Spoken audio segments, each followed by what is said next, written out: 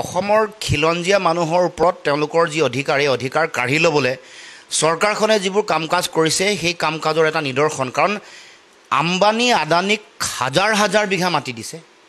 অসমৰ মুখ্যমন্ত্ৰীৰ পত্নী আৰু বিভিন্ন মন্ত্ৰীৰ পত্নীসকলে এনেকুৱাকৈ গোগ্ৰাসে মাটি গিলিছে যে এই গোটেই প্ৰক্ৰিয়া চলি থকাৰ মাজতে কিন্তু খিলঞ্জীয়া যিসকল মানুহ আছে, যিবোৰ মানুহে ইয়াত মানে শ শ বছৰ অসমত বসবাস কৰিছে, তেওঁলোকে ইয়াতে খেতি খোলা কৰিছে, খেতি বাতি কৰি আছে। আৰু সেই তেনেকুৱা এগৰাকী খিলঞ্জীয়া মানুহ চেতিয়া ডাঙৰীয়ানীক তেওঁৰ যি মানে খেতিপথাৰ, তেওঁৰ যি কঠীয়া পাৰি থোৱা জেগা, সেই কঠীয়া ডাঙৰ হোৱা কঠীয়া এটা দুটা দিন তেওঁলোকে আহ্বান জনাইছিলে যে দুটা এটা দিন সুযোগ দিয়ক, কঠীয়া আমি উঠাম আৰু ৰাতিও আমি কঠীয়া উঠাইছোঁ।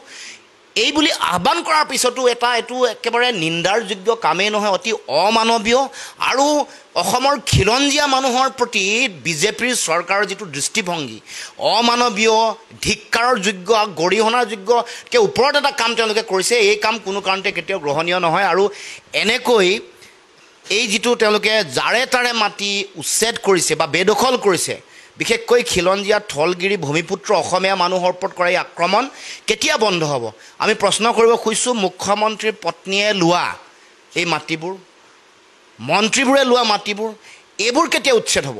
এইবোৰ প্ৰশ্ন অসমৰ মুখ্যমন্ত্ৰীয়ে দিব লাগে। আৰু এই কামৰ মুখ্যমন্ত্ৰীয়ে কৰা এই অতি গৰ্হিত নিন্দনীয় কামৰ আমি তীব্ৰ ভাষাৰে গৰিহণা দিছোঁ। আৰু এনেকৈ খিলঞ্জীয়া মানুহৰ ওপৰত, খিলঞ্জীয়া মানুহৰ মাটি ভেটিৰ ওপৰত কৰা আক্ৰমণ বন্ধ কৰিব লাগিব। এই সকিয়নি অসমৰ মুখ্যমন্ত্ৰীক আমি জনাইছোঁ।